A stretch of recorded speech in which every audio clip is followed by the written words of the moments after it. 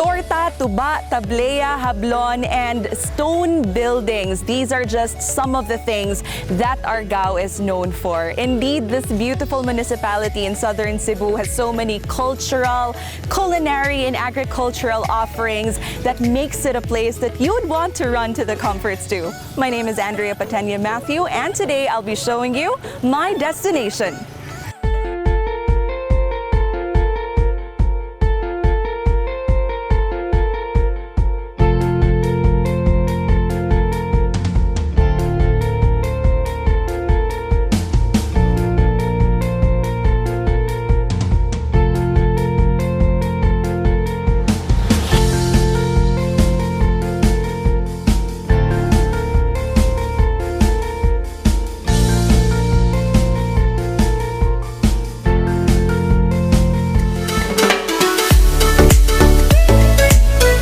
Argao is a 2 to 3 hour drive from Cebu City, depending on the gridlocks that may be encountered along the way.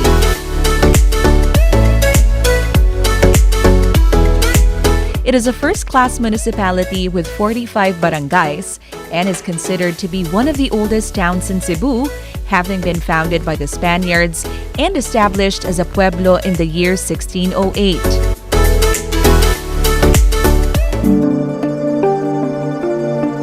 According to stories passed on from generation to generation, the name of the town was derived from an abundantly growing plant in the area known locally as Sali Argao.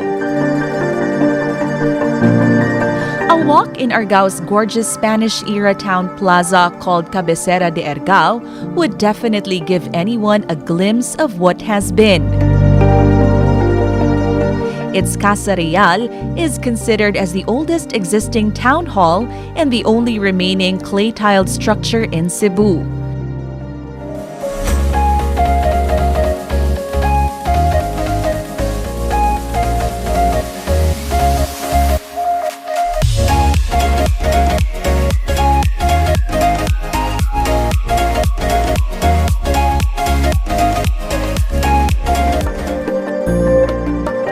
The Quartel building, made of cut coral stones, served as a military barrack in World War II. It was gutted down during a fire in 1962, but was restored in 1983 to house the municipal court.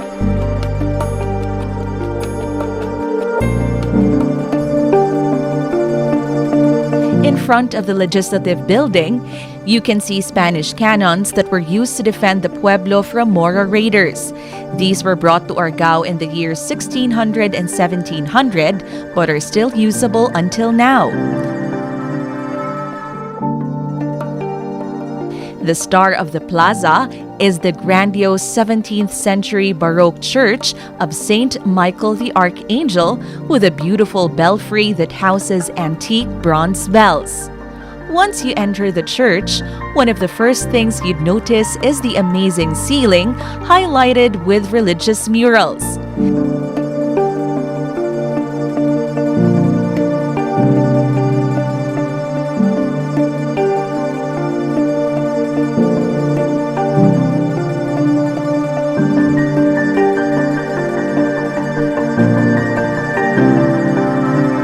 The church also takes pride in housing one of the 14 remaining archaic Spanish-era pipe organs around the archipelago.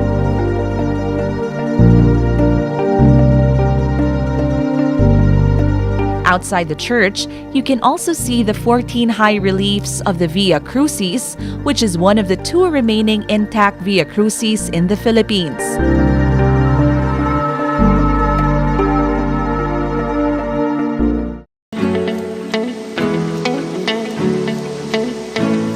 The weaving of history and culture in Argao is also seen in its hablon, a traditional process of weaving using local fibers such as piña, cotton, and abaca. Now that we've explored Argao's heritage and history, it's time to discover its culinary offerings. Starting with its famous delicacy, torta. We visited the shop of Jesse Magallones, the only remaining torta maker who stays true to the traditional method of making this pastry using a clay oven or horno. in the kitchen of Jessie's homemade traditional torta here in Argao, and I am with Ma'am Jessie Magallones, whose business has been running for 21 years already, but she's fondly known as Mami Jessie. So, Mami Jessie said, go. Hi, Mami Jessie. Okay, good morning. Welcome. Thank you so much for having us na, Mami Jessie. Can you explain to us, unsa may kalahian sa torta sa Argao compared to all the other versions of torta sa nakalain-laing bahin sa Cebu? Well, ang ako lang na nadunggan is it's because sa among patubo, instead of using the baking powder, ang among gigamit is tuba. Wow. I think that's the only different nga nganong lahi na siya sa uban nga mga torta. Because tuba mo'y among patubo. That's the leavening agent. Okay. Okay. Yeah, on nga nung traditional man ang inyong pagbuhat, Mami. Ang uban ba kanang nag-use na ba sila og katong oven gyud nga? Yes. Bag-o nga oven. So what are you still using today? Until now, since ko nag-start way back 2000, ang ako gigamit is the conventional clay oven over there. Unsa na siya sa Binisaya, Mami Jessie? Hudno. And then, ang among pag-mix bitaw, for this one, for example, kamot lang gihapon. We're still using the hands. Handmade gihapon. Instead of the machine. Now, ang pagluto sa namo is, kato na lang jud. We're not using the kind of modern nga oven. Mura, that makes it traditional. Unsay basic lang ingredients sa torta ninyo? Well, of course, flour, sugar, milk, egg, butter, and of course, lard. And then, of course, tuba. Kana inyong lard, mo na siya gingon nga mantika sa Baboy, yes. But, you can substitute that with palm oil, with any vegetable oil. Pero mas lami ba gyapon? Yes, of course, baboy. Kana mas lami man ang mantika sa baboy. Basta lang yun, lahi lang dyan. Na siya kick, no? I don't know, basta lami, lahi lang yun. And the smell is also different. And it will stay longer. In my own interpretation, it's the lard that makapreserve sa torta. Kaya ang karaan dyan ng torta sa una was really very greasy. Mami Jessie, you mentioned ganina nga, kani siya nga business, imong mama pagyud ang nagsugod ani. Unsa lay mga improvements nga imong gibuhat sa imong recipe na mas nakapa-improve sa lasa sa imong torta? I think it's the ingredients, the number of eggs, the number of, it's not the number, but it's the milk that is being used. But I think it's the number of eggs. The more eggs, the better. Mami Jessie, lastly, nganong makaingon ka nga pride of Argao ang inyong torta? Well, kung ang mga tao mo itong tanon dyan, mas lahi lagi og lami ang torta sa Argao, i-compare sa uban. That is according to... So, di ba? It's you the mouth. It's the people have spoken. Yes. Sige, Mami Jessie, so atong ipakita sa ilaha how we prepare the torta. So, as you can see, na-mix naman ni nato, no, ang basic ingredients. So, unsay sunod step, Mami Jessie? What is she doing right now, Mami Jessie? Mixing the sugar with tuba, and then the melted margarine plus milk. Ang uban kay, they're using the machine, which is easier. But the result is different. So, here comes the flour.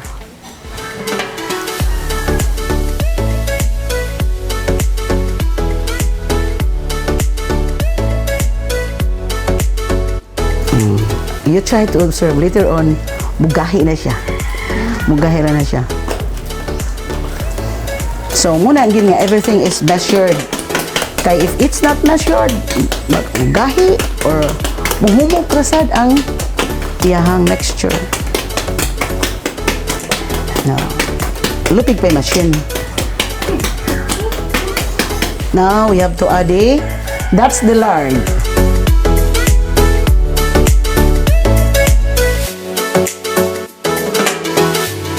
Egg yolk. See? Dagkang egg. So, bumatter gina siya. How many tortas do you make in a day, Mami? On weekdays, it's 25 dozens is okay na. So, makuha sa mantika sa bawal na nilagwaan. Katong para si chicharon. Sa karkar. We have to go to karkar to buy Okay. So, yan. You have to transfer that to the molder.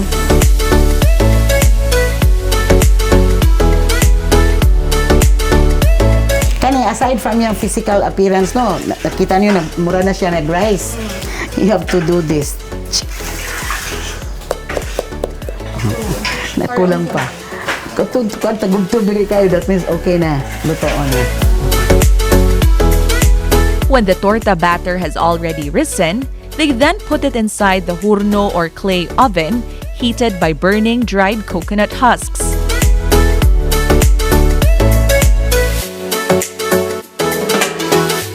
So now we are down to my favorite part. Mo niya ka-favorite part, Mami Jessie, of course. The eating portion. And excited kayo ko nga tilawan ang imuhang famous nga Argao torta. Sana all. This is actually not my first time to try torta sa Argao, but magbalik-balik yun ko because as what you've mentioned, the best yun ang torta sa Argao. Yes. And finally, ato nang tilawan ang torta ni Mami Jessie. I hope you like it. And of course, you know, torta sa Argao is also best paired with another pride of Argao, ang ilang pinaka-famous nga sikwate. So atong, pwede siya i-dip, no? Pwede ra. Pwede ra sad. Ato sa tilawan ang kinaraan nga pagkaon sa torta. Okay.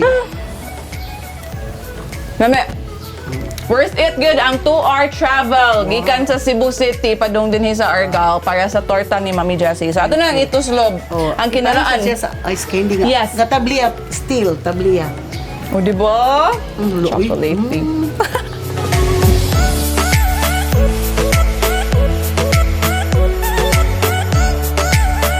Best Filipino snack yun. Oo, pagod. Really? I like the pagod. So, Mami Jessie, aside from your hot tablea, you're also the one who's offering cold tablea, which is our famous Pinoy snack. Ato ang tablea nga ice candy. Yeah.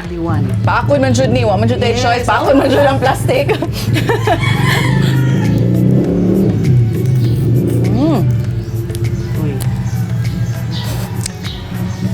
Lain sa kay tundon ang plastic ato ibutan niya. You don't like it? Namay kayo. As in, it's very chocolatey. Sakto ra gid ang kitam ison and you can still really taste the authentic nga cacao. Thank you kay Mami Jessie. Unya mo padayon kog kaon dinhi. Mangaon ta ninyo. Mami Jessie, please do join me.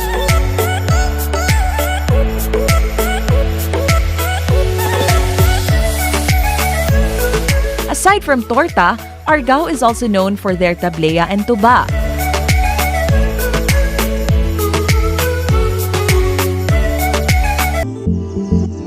When it comes to adventure tours around the municipality, the common destinations of tourists are the Bugasok Falls and Balay sa Agta Cave in Barangay Conalum,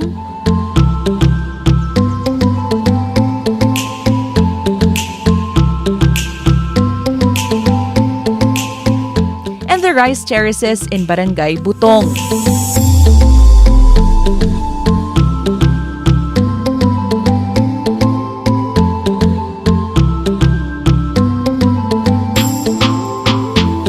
But a booming sector in Argao that not many know of is its farm tourism, which is why we chose to explore this in our tour by making a trip to Braveheart Farm, run by Pestales Agriculture Cooperative. Pestales stands for People's Empowerment through Social Technological Active Livelihood Economic Services. This is a group that advocates for a healthy plant-based lifestyle and sustainable livelihood. So that's the one also that Pestales is doing, is to encourage the youth to go back to farming. Not just to go back to farming, but what we do is not all the time they do farming. Say for example, in the first week, they have twice a week in the farm. They have 1 day of the constructions kasi we are doing a housing project for the members. And then there's 1 day of doing organic fertilizer. Here, you can learn about organic farming and livestock raising,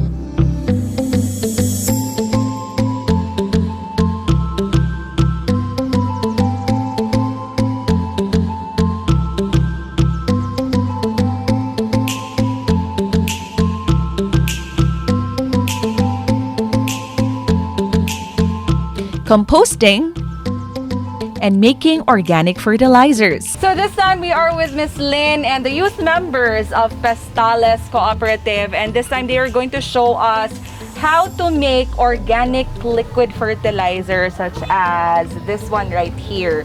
So sige Miss Lynn, can you please explain to us unsa may procedures aning ilang buhaton? Okay, yes, procedure for making organic fertilizer, a plant grower, fermented plant juice. So first, they prepared us the chopping board, knives, basin, pail, Manila paper, and pentel pen and masking tape and rubber bands for the labeling later, label, and then the weighing scale, molasses. The main ingredients are the molasses and the plants. So What's meaning molasses, ma'am? Just for those who are not familiar with the term. So the molasses came from the sugar cane. This is a raw materials for our organic fertilizer. So you can use any plant, but now they use kangkong. Kangkong. Yeah. Fresh from the garden. Fresh from the garden, they just harvested it. Okay, the plants is already washed and drained, and now they're going to weigh it. It's 1:1, 150 grams, and then they also they prepared 150 grams of molasses. Okay. So now they're going to make a fermented plant juice. They're going to cut the kangkong for at least ½ inch.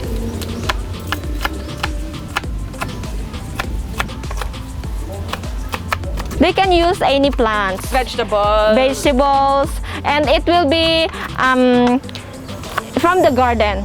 You have to make sure that it came from the garden, from the surroundings. You So can not make it. bought from the store. No. So it has to be something that you yourself pick. Nga kabaw ka nga ikaw dyan nagtanong. Yes, that we can sure that it's really organic because we're producing organic.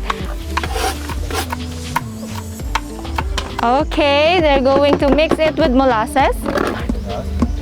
And then Okay, mix it well. They already have a mixture of molasses and the plant, and then they will going to cover it with Manila paper, tie it with rubber bands. They're going to label it date of produce. They are going to ferment that for 7 days. This is the exact product of the fermented plant juice, and you can use this to spray on your plants for grower. This is a plant grower, and then 2 tablespoons per liter, and then you're going to spray this for twice a week. You can also buy fresh vegetables, which you can pick straight from the farm yourself. Of course, your farm tour wouldn't be complete without trying their delicious vegetarian meals.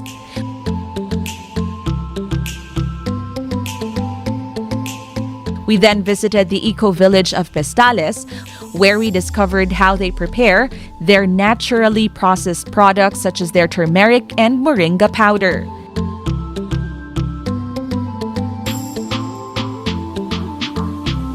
We ended the tour with a relaxing foot reflex, which is part of the wellness services they offer to tourists.